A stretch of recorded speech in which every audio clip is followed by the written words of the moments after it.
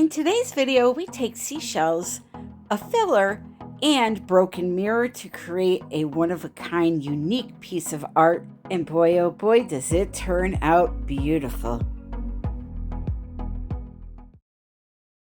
Well, hello my friends, welcome back to another video. So today I wanted to make a unique piece of art to hang over my saltwater fish tank, and I came up with a fantastic idea. So for those of you that don't know, I have this beautiful saltwater tank as my second hobby, and so I just wanted to create something that hangs above it, and I thought I would show you the process, give you some ideas to maybe use these techniques for a custom piece of art in your home. So I'm just showing you a few of my little friends here really quick. Everything is doing great. I always try to give an update at least once a month on the fish tank, and I'm having a blast with it. Everything is thriving and surviving and looking good. And let me tell you, if you don't know much about saltwater tanks, I'll tell you, you got to become almost a marine biologist to run one. So I'm really, really proud that I've had this thing for a year and a half now, and everybody's doing great. I'm proud to announce I have not lost any livestock. The corals are thriving and surviving. And so, yeah, let's get on to this video. So anyway, these are auger seashells, Auger, auger.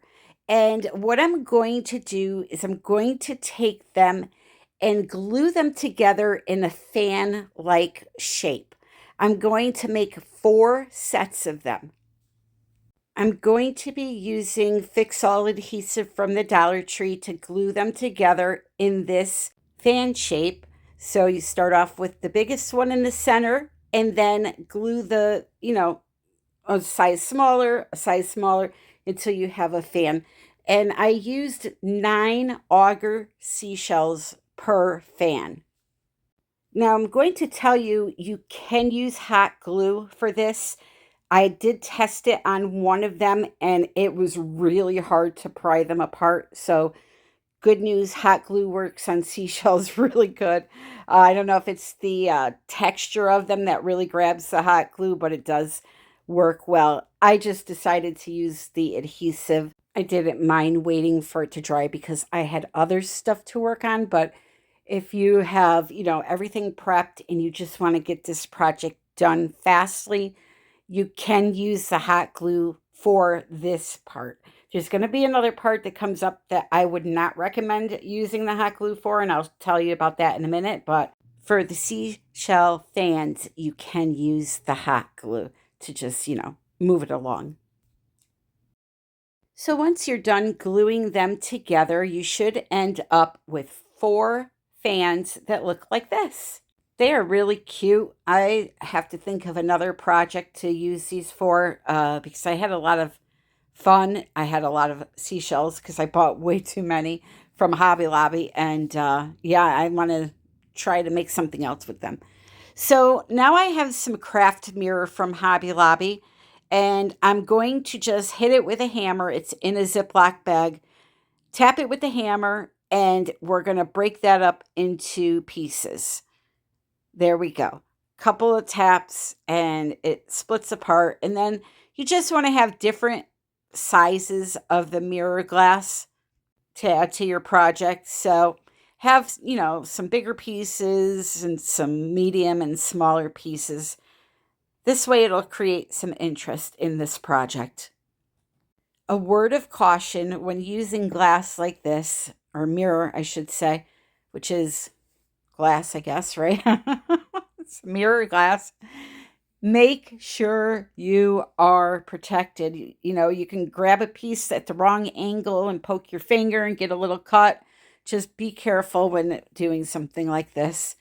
So now I have here a 14-inch wood round from Hobby Lobby. They come in a 3-pack for $10, I think. And I'm going to paint it with this chalk paint. The color is called Mineral. Now, you're not going to see this in the end, but I wanted to just kind of prime that wood a little bit with something. And so I just decided to do this. Honestly, though, you could skip this step if you want to. I'll be honest, when I come up with these ideas, I don't have each step planned out in my head. So at this point, I wasn't sure I was going to do what I ended up doing. So just to be safe, I always like to paint the surface that I'm working on a color that is going to go well with the theme I have in my head. So that's why I did this. But again, it was totally unnecessary. You don't see it in the end. So the next step is to grab a strong adhesive like a tacky glue, um, a clear glue, something that dries really strong, like a let's say E6000 or Gorilla Glue. I wouldn't go Elmer's clear glue. You want something with a little bit more of a stronger grab, and this tacky glue works really, really well.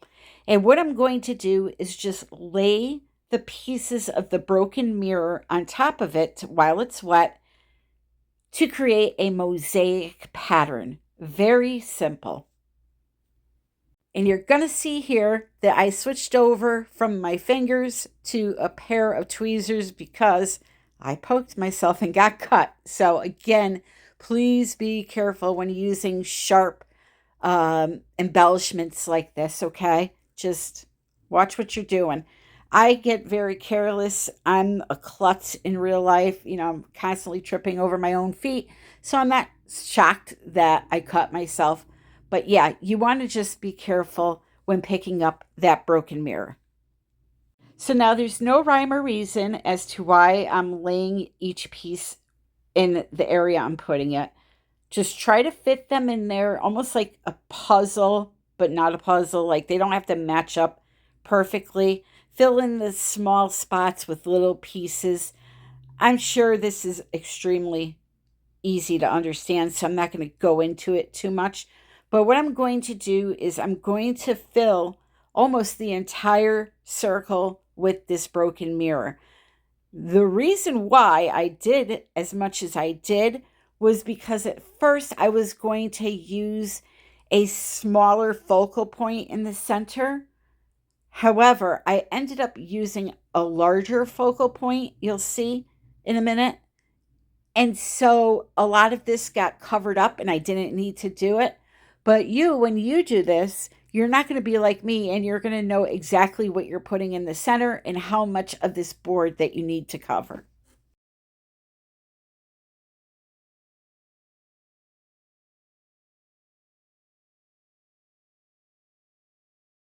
So now off camera, I'm going to do the rest of it. And this is what it's going to look like when you're finished.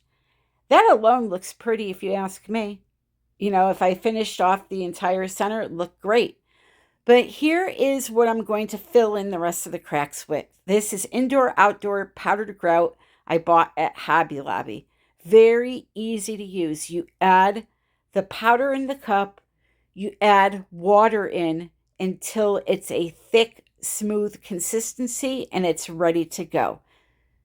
The measurements, I believe, on the jar were 3 parts of the powder to 1 part water. I used 7 ounces of powder and 3 ounces of water. Mixed those two together and got that smooth, creamy consistency that you're going to see in a minute here. And once you get that consistency, you're going to pour it on top of that broken mirror after it's dried, of course. And you're going to smooth it over the surface to fill in the cracks. It's grout. So you're almost like a mosaic. You're going to fill in those cracks so you can't see the background. Now, I had a very big accident happen, and I'm so upset about this. I never do this. My camera died in the middle of putting the grout onto the surface. I'm so mad. But you're still going to see here what you do. I'm going to show you. So you just dump it on that surface. You get this 99-cent spreader from Hobby Lobby, and you just spread it over the surface to fill in the cracks. Okay, I'm going to show you a little dump here. Again, I apologize. This never happens to me. I'm so mad. I really am. But yeah, you just put a pile of it onto whatever surface you're working on. Even if you're using little mosaic chips instead of broken mirror, it's going to be the same way. Put a plop of it on the surface and just spread it over, filling in all the nooks and crannies of the area there. And then you're going to let it dry. You're going to get as much as you can off of the surface of the mirrors while it's wet. Then you're going to let it dry and you're going to come back in and clean up the mirrors afterwards. It comes right off. You want to make sure that you really press it down into those cracks. You don't want any air pockets. Look really close. Make sure there's no little open holes. Just smush it in there well. Clean it off the surface the best you can. You're going to want to pay attention to the edge as well. Make sure that there's no little openings there. Just take the grout and kind of with your finger go around the edge so it's all filled in nicely. And once you think that you're done, just go back, look around, and look very closely for any areas you may have missed. That's what I'm doing right now. Saw a couple of little holes that I had to fill in. And then what you're going to do when you're done with this part is you're going to set it to the side to dry, and you're going to work on the last part of this project, which is going to be your main focal point. Now, for me, it's going to be a mirror, okay? You, however, can do your own thing. You could do a seashell collage in the center and just have the pretty mirror glass around. Go on Pinterest. I always talk about Pinterest because there's a lot of inspiration on there. I, however, wanted a mirror. I've been making a lot of mirrors lately on this channel, and I love it because A, I love mirrors. B, I need mirrors in a few rooms. And C, it's a nice small area that I can do for a video or that I can use for a video to show you different techniques. Like I could do so many different techniques, whereas on a canvas, I'm kind of limited. So I like the whole mirror idea. I'm not going to do them forever, I promise. It's just working out well for me to show you how to do different things. So I have my 10-inch mirror. I have my 4 seashell fans that I made. And what I'm going to do is I'm going to glue them on the top, bottom, and 2 sides. That's where we're going to start. So just with a little bit of the Fix-All adhesive, I'm going to put a small puddle of that and put the fan right on top of it. And by the way, you're going to have to let this dry for a while. So you're going to have to leave it wherever you make it. Just remember that. But anyway, I'm gluing them on with adhesive. And I mentioned earlier in the video when not to use hot glue. And now would be a time not to use hot glue because hot glue, unless you have a specific type, will not stick to glass. I mean, it'll stick long enough for you to move it and maybe put it up on the wall, but it's not going to be permanent. So you want this to be permanent, you have to use a permanent adhesive. Sorry. Been a long week, my friends, a long week. So anyway, once I put these on, then I'm going to outline the remaining areas of the mirror with those little seashells that I showed you. They're beautiful. You can't see them on camera, but they are a beautiful, like, abalone shell effect. Like, if you move them, you can see some green and pink in the shell. They're really, really pretty.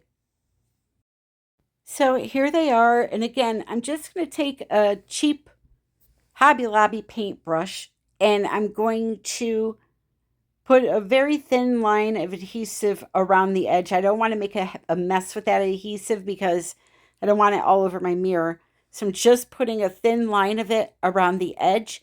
And then I'm going to line those little shells up so that they're all going in the same direction. So this will be a good time for me to just remind you to click the like button on your way out if you enjoyed the video.